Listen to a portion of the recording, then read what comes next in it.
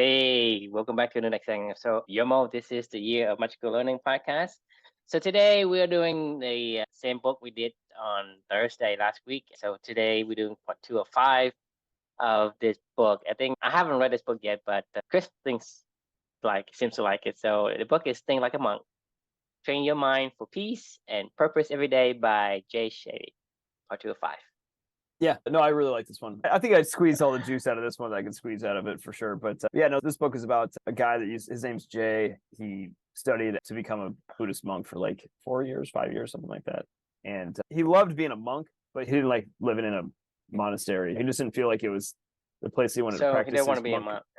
Kind of. Yeah, that's what he had, like this big crisis of confidence. That's what I was telling you about last time. The quote from one of his mentors was like, sometimes, there's people become professors and there's people that become entrepreneurs. Like, which one's better? And he was like, neither.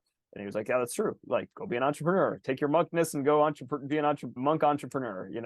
So that's kind of what he is. It's like a monk entrepreneur, if you will. So he's out there kind of spreading that's what he thought his purpose is. So he's out there sharing this message with a lot of people and trying his best to live his life that way and help others at the same time. So it was a cool book. I really enjoyed it. And it kind of because he did immerse himself in the life of a monk for many years, like he was able to have a kind of an interesting perspective on life. And I thought it was good. I enjoyed it. So this particular reflection is the spot, stop, and swap. Do you remember this one from about a year ago now? Yeah.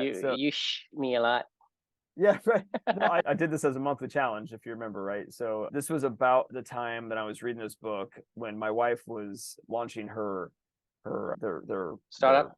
Their startup. Well, their Charter school? Yeah. So she, was gone all the time. Like she was working, 10, 11-hour days, and she was doing two different jobs. She was the principal at the school, and she was also a teacher because they didn't have enough enrollment on their first go through to be able to have funds enough to pay for their fourth teacher. So she was kind of like spot filling in at that time. She was teaching lesson planning all night long until like 11, 12 o'clock at night. She's at school all day long. She's doing fundraisers and whatever, and she was just gone all the time. And thank God we just finally got to the summer. This is last summer when I read this book. We finally got to this summer, and she's finally been able to calm down a little bit. They finally are going to have a full staff next year, and they're expanding, and things are going good. And I think like her kind of year of torture for herself is a little bit, I think we're past it finally, which is good.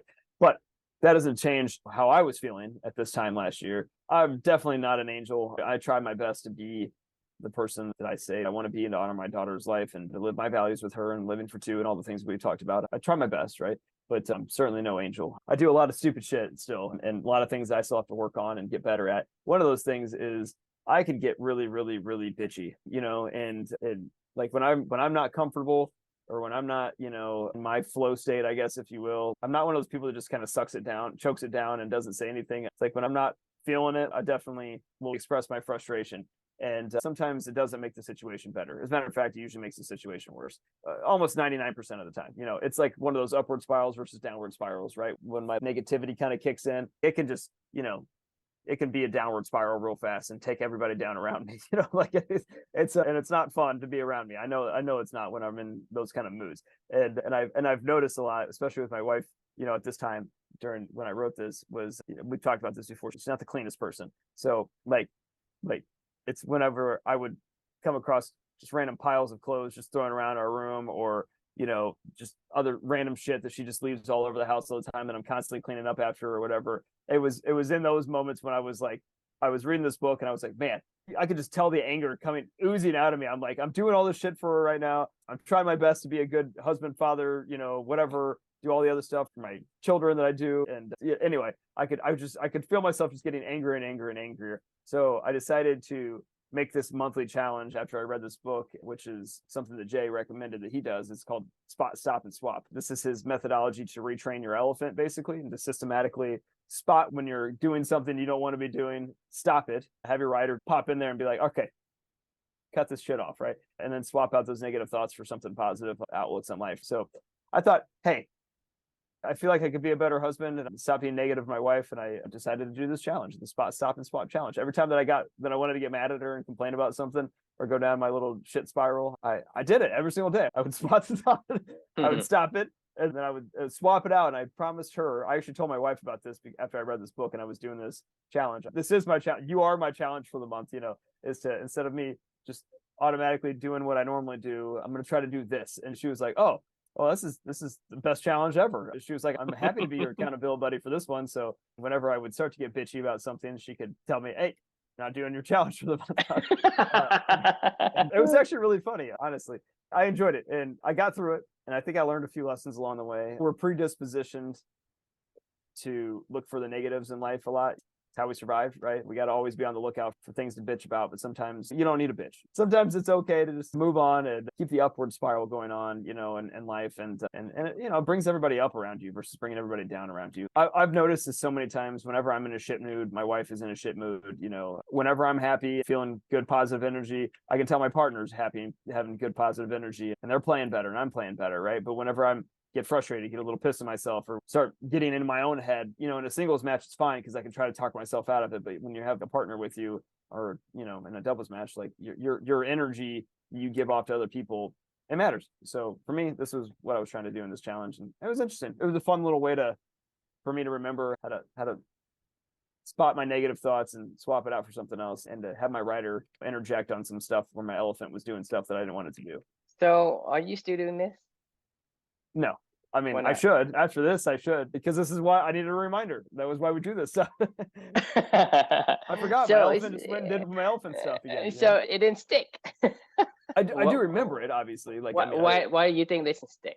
Well, the thing is, in it's the heat of hard. the moment, Hard. in the heat of the moment, like you don't, to me, unless there is a trigger, you're not gonna be able to spot it. It's hard. That's what I said. I was actively looking out for the triggers that my wife, the little trigger bombs my wife would leave around the house, or the stuff that she would do, they would just set me off, and not like violent or angry or something, but just, like, God damn it. Like, why is the laundry in the washer still wet? Like, if you wash your clothes, take it out and put it in the dryer. Like, how hard is this? Like, you know what I mean? How frustrating that is when you just open up. Does your wife do that at all? Ever? You do, like, She does it all the time. and it just makes, I mean, does it just make It you want to makes me go go like, crazy. It makes me go exactly. crazy. I So mean, it makes no logical sense.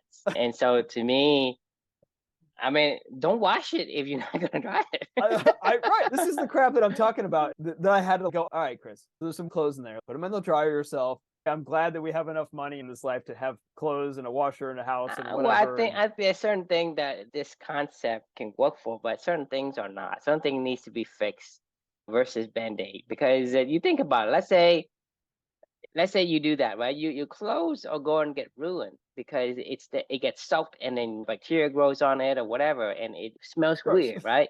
That's right. You're not gonna be there all the time to do for her, and if not, then you might well be doing the person doing the laundry. And then my point is, like, if you go and you do the things that let's say you get together, right? You share some responsibility. Sharing means what? Means like I do something, you do something, right? Right. So we kind of help each other out. But if you go and say, well, if I were to spend my time doing my laundry, and that's fine, right? I can be stay at home, I can raise the kids, I can do the chores, I can do the dishes, I can do the laundry, I can do whatever. But then I don't have the time to do anything else.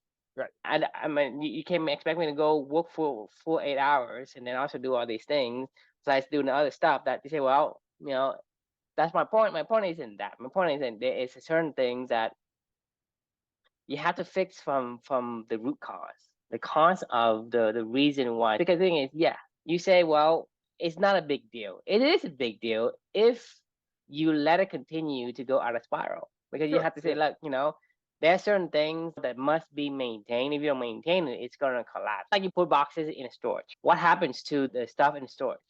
It gets wear out. It goes bad. You can't just store stuff. You have to use it. Let's say you have a brand new spanking clean mansion, and you don't live in there for 3 years. What happened to the mansion? You think it's gonna be spotless when you get back in there? No, of course not. Of course not. So it's about the usage of it. It's not. Nothing is at a state. It's always in this transition. Like life is in a transition. So there's certain thing I think this concept may work, but at the end of the day, there are certain things that you must do, right? If you must express it, you must express it. But if you don't express it, right, you're gonna pay for it with something else. Maybe you bother down too much, and eventually you explode. Sure.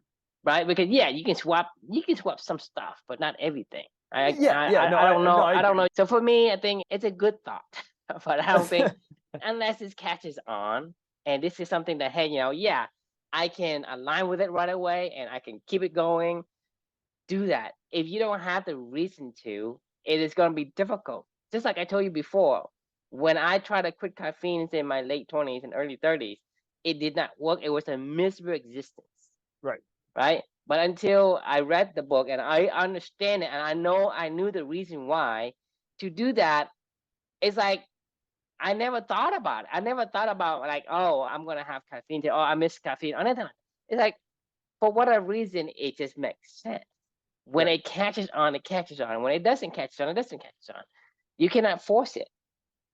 I, It's about discovering the alignment. It's not about forcing.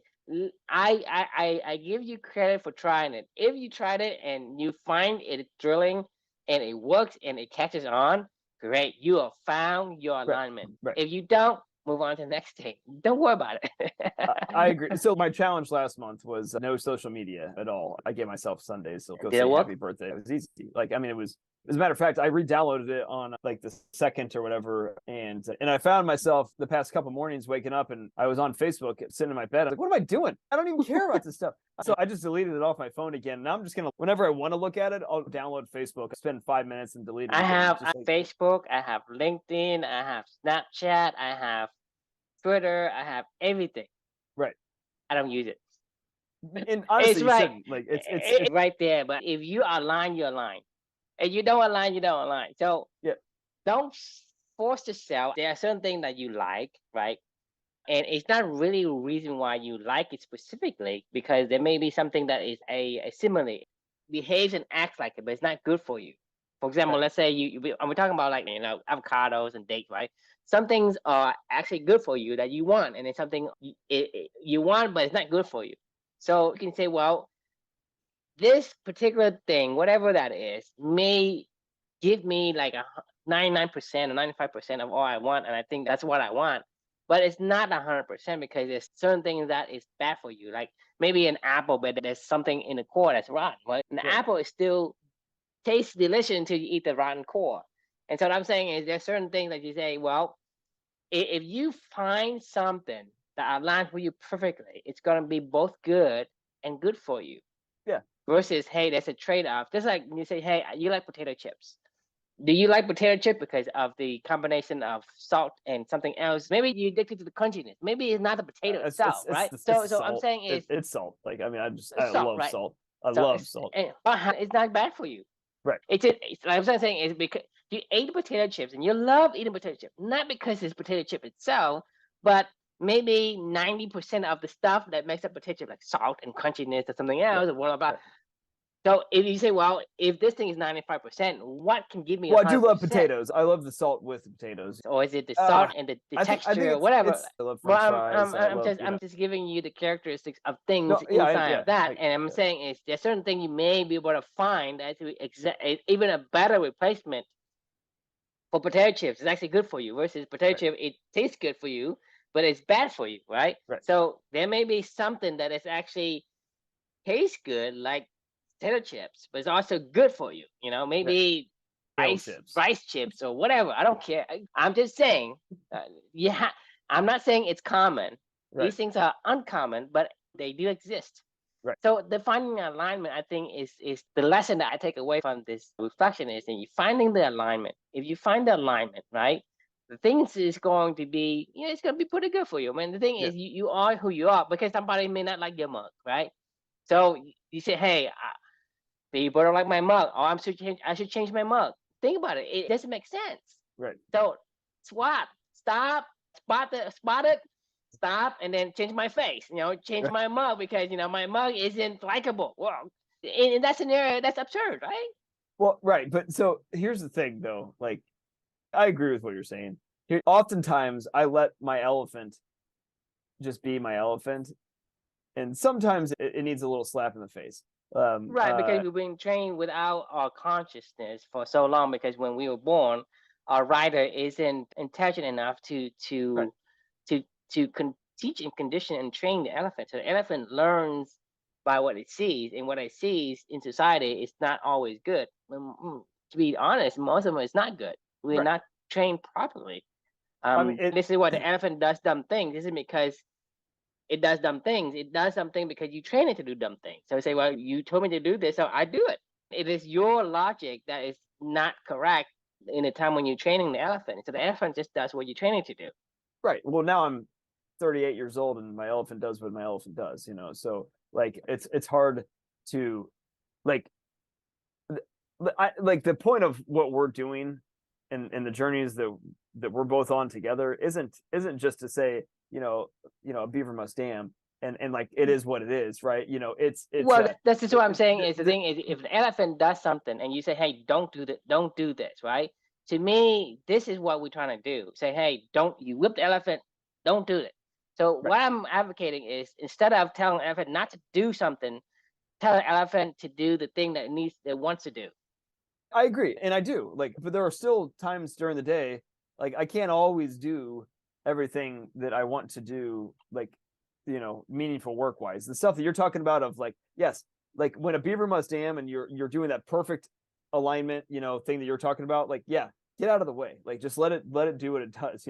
But there are times when my elephant is bad, and it needs a nice little slap in the face, like on stupid shit like this, right? So this is what I'm getting So at that's my is like, question: is how do you slap the elephant in the face? I was trying it with the spot, stop, and swap. I've been writing about this for years. Every time that I'm on a tennis court, I walk on there going, okay, we're just going to have fun. I can tell you exactly right now what I tell my elephant. And then when you open the washing machine and you're in a rush, you're just trying to get a quick load of laundry in, and you go, it's automatic. I missed a shot in the middle of a match and I'm frustrated by it. And I just go, God damn it, like, and I'm frustrated. But everything is not bad, right? Everything has a reason, has a purpose. Yeah, but it doesn't help me to get mad at somebody that's not even in the home about the washing machine being full right now. It does nothing but set me into a mindset of everything that comes after that is bad. This is my point. What I'm trying to get at is I agree with you. I do not want to stop and swap everything. But the thing is, when you think about the laundry being damp wet, and when you need that outfit, that jacket, that short, or whatever, you're gonna say, "What the hell?" Right? Regardless, if you can swap all day long, you can swap for a whole year. For our care, every time you think about it, like let's say for whatever reason it triggers your thought in the middle of the match, you're gonna think about it, right? It just triggers you. I don't know how you can change that. I don't either. That's what I'm trying to say. Is I've been trying to figure this out because I'm saying the swap thing works on something, but not everything. In certain cases, it needs. It says spot, stop, and swap. So to spot something, it has to have already happened. So when I do get that, so a thought already happened, right? You went to the dryer, found it, right?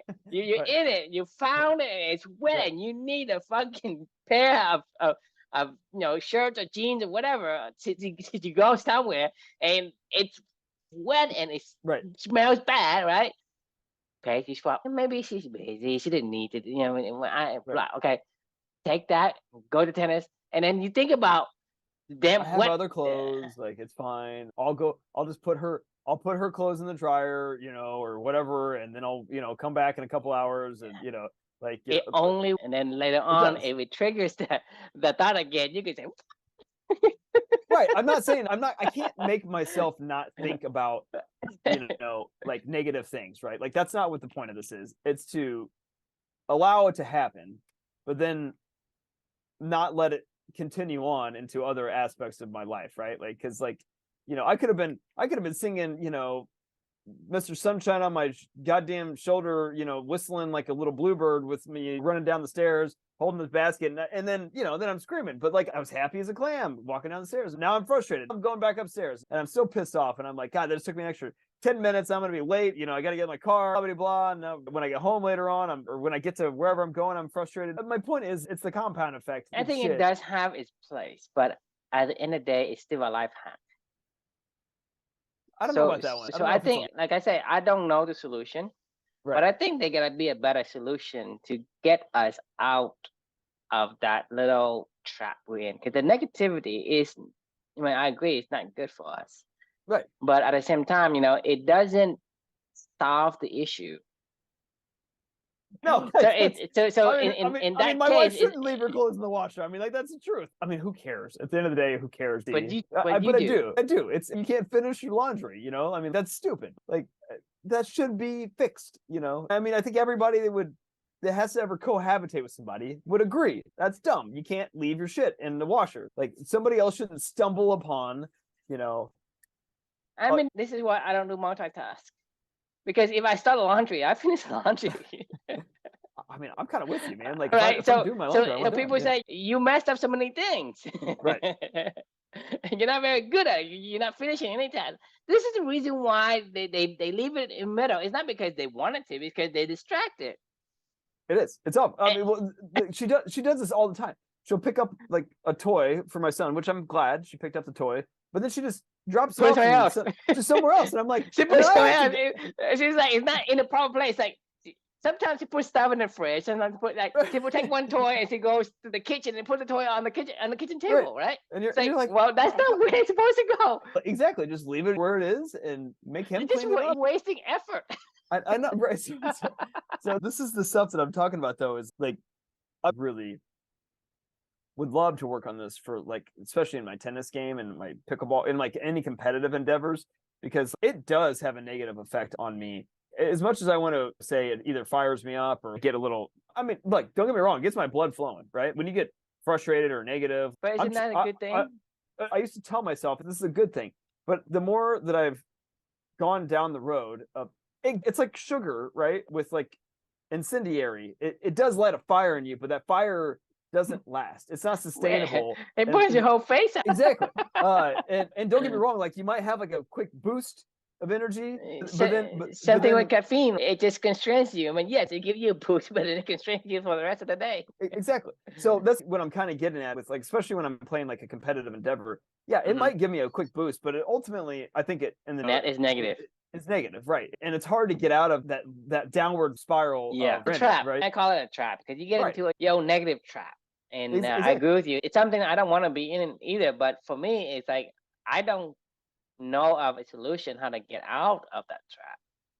I think you need to stop. I mean, the stopping part is probably the most important thing. Like we all know it. It's pretty easy to spot when we are doing something that we know we shouldn't do, you know, like stopping the thought, right? I think it's just got to come from training of just going, okay, you've walked into the negative shit spiral. You've got to just stop right now. So for me in a tennis match, it should be on the changeover when I'm frustrated, sit down and stop. Replace the thought with something else, right? That can work where you try to just stop it and cut it off right then and there. For me, it reminds me of like, hey, there's nowhere else I'd rather be. I'm living my values. Like, you know, it's this beautiful sunshiny day, you know, versus the opposite of that is I can go sit down and go, fucking, I can't believe I missed that fucking shot. It's so fucking hot out here. My eyes, sweat's coming in my eyes. Like the sun, every time I'm serving is just like, you know, whatever, you know, and then like on the positive side of everything, it could be, it's a beautiful day. Like I'm outside, I'm getting a tan. Like, you know, I'm playing a game that I like, you know, I'm sweaty. Like I love it. I love sweating. Like, you know, you just have to put like a squash like a bug or something of just like, it's got to stop. Great.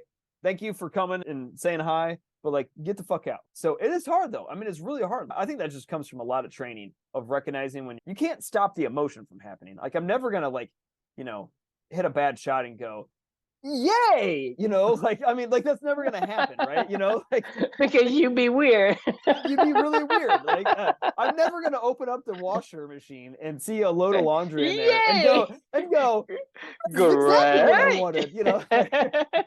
Like, oh my god, I couldn't be happier. Like, but what comes after that, I can at least try to work on from there. So like, I do think it's possible. I'm glad that we're doing this one today, actually, because it's reminded me to resurface this stuff, you know, and try and try it again, because especially in my tennis game, like it does help your marriage a lot too when you're just nice to your significant other. Like I remember her being like, she would chuckle like knowing what I'm doing, because I would get in the car and she would do something or whatever, and I'm like, what?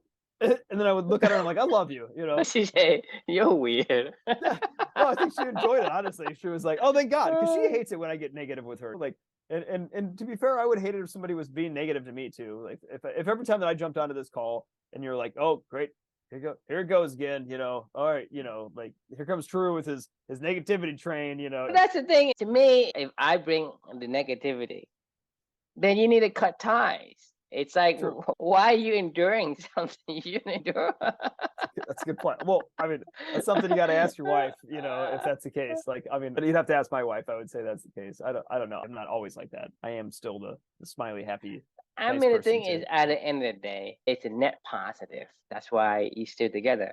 If it doesn't work, it doesn't work, regardless of how much you love her. If it's a net negative, you Right. can't stay, because Yeah. all you're gonna do is you're gonna make your life miserable.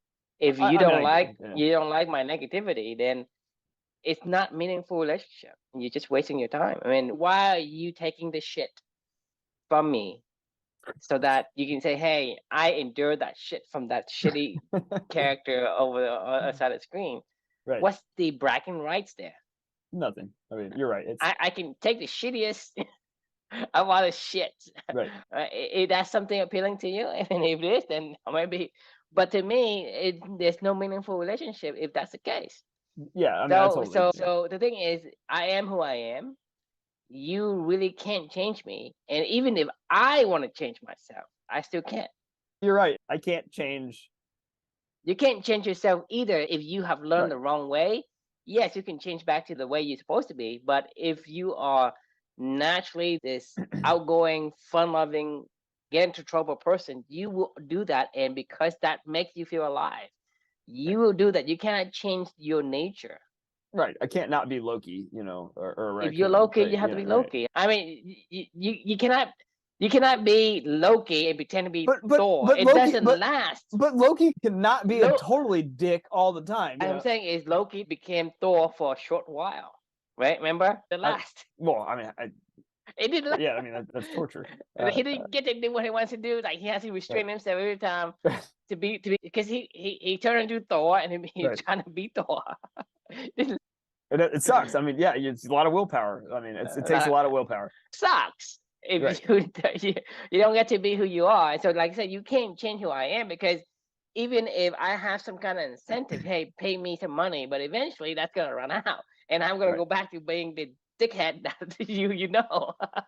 Yeah. I mean, there's a whole lot of celebrities that are exactly like that, right? Where they're completely one person in the public and not that way, and eventually it all comes to a head. No, I think you're right. This one I'm torn on. I think I did learn something from it. It was an interesting challenge. I definitely think there's areas of my life that I would like to improve in. Of Is it course, I mean, possible? Is it all of us. possible? I've been conditioned for 30 some years to do certain things that I know now that I don't want to do based on my Right. personality. I just don't Yeah. want to do it. I don't want to lead anyone. Like, just leave me alone. Right. I'll be your friends. I'll be your peers. I'll be whatever in that. But I'm not responsible for you, and you don't need to look at me to be a leader. To society, to become a leader is a good thing. To me, become a leader is a bad thing. Right. Right. In my personality's perspective, it's not. Nothing is universally bad or good. Does it align with your perspective? Does it align with who you are as a person? If it doesn't, then it's a bad thing. If it does, then it's a good thing. So no character is bad or good. So if you are a leader and that energizes you and you thrive in it, then be in it because it aligns with who you are, and do that. If it doesn't, then don't. For me, it's like I like to be independent and be free. I'd rather be free than make a lot of money. So you say, hey, I'll give you $1 billion if you go to prison for me for 10 years, and then once you get out, you have $1 billion. I won't take it. Let's say some rich guy say, hey, I did something bad. I killed my wife or whatever. Now you gonna be, this guy that's gonna take the blame for it, and you go to prison for 10 years or whatever. And when you get out, I'll give you $1 billion. Even if it's true, I won't take it because I value my freedom. I wouldn't do that. What's the point? So that's the point. Certain Yeah. people have a certain characteristic and personality, and that's who you're supposed to be. And you be that, your life, you feel for yourself is good. It's not what people tell you what you're supposed to do. People say, hey, you gotta be a leader, you gotta be a doctor, somebody reputable, somebody, whatever, doctor, lawyers, engineer, blah blah blah. Well, what if I want to be an artist? What if I want to be a trash man? Do whatever energizes you. Well, but hang on, like my final thought on this though is there are things that are beavering on purpose for me that are bad. Like, I mean, like I don't want to be a dickhead to my wife. You know what I mean? I don't want to be the 38-year-old that acts like a little child on a tennis court that's throwing a temper tantrum. I don't want that. Like that's who I am. You know what I mean? I don't want to be that way. Like because I know that negativity, what it so does, so there is some conflict, there's some unknown between those two things, because you say you want to be a childish tantrum throwing person on a tennis court, but then you say you don't want it. So which one? So there is conflicting. I don't know. So It the is thing is, conflicting. it's conflicting between what you are told that it is Yeah, proper. that's true. I mean, So the thing is, there is a conflicting wants there. So that's mean that there is something that has to be, I guess, discovered before you understand which one is the true ones. Because there is two things you want, but they say, hey, those two things are opposing each other. So it can't be. Well, I think it comes down to me of like, do I want to win or do I not want to win? I can't stop myself from wanting to win. Like, even though I don't mind losing, I like losing because it makes me better. That's still conflicting again. So that's to me, it's still conflicting. So when something's conflicting, something is amiss in that, you know. Winning to me is boring. It's the expectation. Like, right? Like, I don't want to be bored when I play tennis, but at the same time, I don't. So winning isn't what you want. No, you winning want isn't excitement. What I want. Exactly. I do. I want to get frustrated. If you think deeper, you're gonna start to realize that winning wasn't what you want. You want some excitement, some kind of thing that stimulates your mind, whether I you want to be win or challenged. lose. Yeah, so that's different than winning.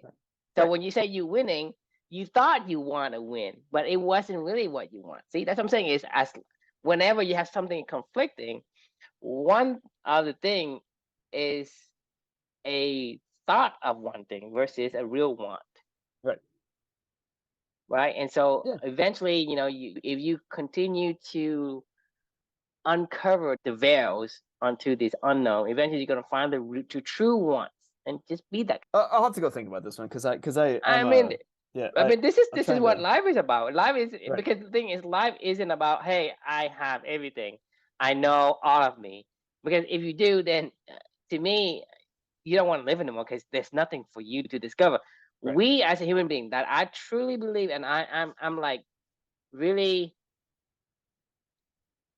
like very like truly believe this is what life is about. Life is about a place or a transition of a state. You go and discover a new state and discover another state. It's discovery, exploration, discovery. That's something that drives us. If we have that in our life, there's something to look forward to. Because if you say, "Hi, I know everything about me," then there is nothing for you to look forward to. If I know everything about the world, then there's nothing to look forward to. Because let's say you have $1 trillion and get anything you want, then there's no thrill at all. Let's say you like to win. Let's say you love to win, okay? Let's go play with all 10-year-olds. Play tennis against 10-year-olds. You're going to win all the time. Right. So do you love that? I guarantee you don't, because you don't love to win. It isn't about the winning. You think further down, right? You think further down. You don't really want to win. I mean, like, it's not like I want to. There's something else that you want that is not in the forethought of hey, I want to challenge myself. I like to get better and stuff, and I like to be challenged. I like somebody to frustrate me. I like to be frustrated. It is. I mean, I really enjoy scenario. Like, okay, I'll give you an example. At work right now, talking about the person you want to fire, she frustrates you. Is that a good thing? Is that something you want to take in? Actually, let's say your boss wants you to do this extra project, and then she said, that's shit, Chris. You spend all this work on the extra credit. It's not beyond your scope of work. You do this beyond thing for her, and you say, it's not as good as I like. Do blah, blah, and she tore it apart. She frustrates you. I bet you like that. Yeah, that's what you're telling me. And you don't. You no, don't. I actually do, because it gets my blood flowing. It gets my head problem solving. I don't think. I mean, I think you're mistaking the frustration for something else. I think it's something else is close to it, but it's not really frustration. Because if someone frustrates you, when your body is I like to be challenged. That's why one of my core values is challenge. It's different. Yes. The thing is, I get what you're saying, but I think the word you're saying, it's kind of like it's a miss for me, because I think if you frustrated, Well, It's not the same thing as being challenged. Challenge is one of my core values. If somebody frustrates you without challenging you, it's not a good thing for you. I guarantee you that, because I know you long enough. Oh yeah, I know that if somebody frustrates you for something, then I get pissed nuance, about the dryer or the washer. Yeah, exactly. Right. So it's a different word, right? It's not frustration. Meaningful frustration. How about that? All right. If you find that word a little bit more. Well, I'm going to go back to the drawing board on this one. This is a good conversation. That's why we do this, because it reminded me of, I do want to like improve in some of these areas. So I think I'm going to try this again, just like, especially on the tennis court. I think I'm going to write down this, put it in my like SSSS. Yeah. STT. No, SSS. Stop, swap.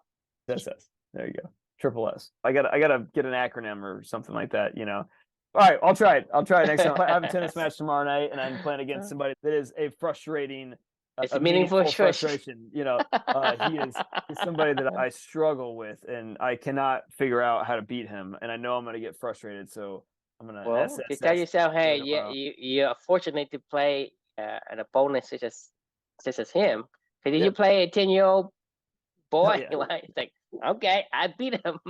Right. Yeah, that's boring. That was what I was going to tell you. Crushed him. I'm so bored right now at work because we're doing so good. There's no meaningful frustrations right now. I don't have to do any coaching or values or whatever. Everybody's just humming along, doing what they're supposed to do, and having meaningful work and meaningful relationships right now. It's nice. The problem child has been exiled. I don't talk to her. On the island of her own. She doesn't have anything to do with anybody else. As long as she doesn't call you. Oh man, the days when she does, like, I've gotten really good at this one too. Whenever she does get me involved, it'll be like once every 2 weeks where some issue will flare up where I have to, because I'm technically still her boss, so some issue will flare up where I have to actually maybe do something, and I'm like, as soon as I see a message come from her, my blood, I don't even have to see what the message is. My heart starts going, oh God, oh God, oh God. Okay.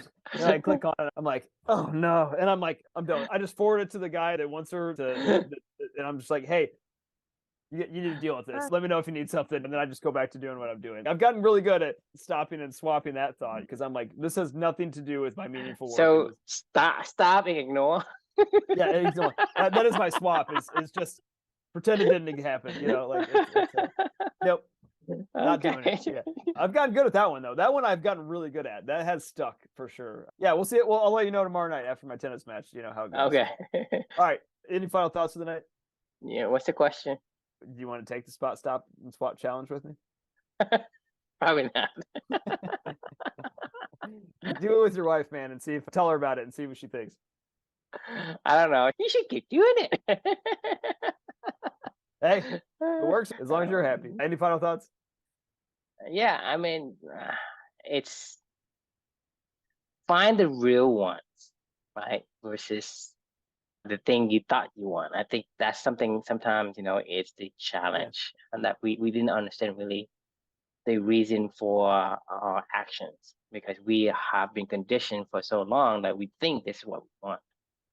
Fair enough. So that's a bit hard to do, but it's worth doing some exploration. Agreed. All right. Thanks for joining us. For my sake.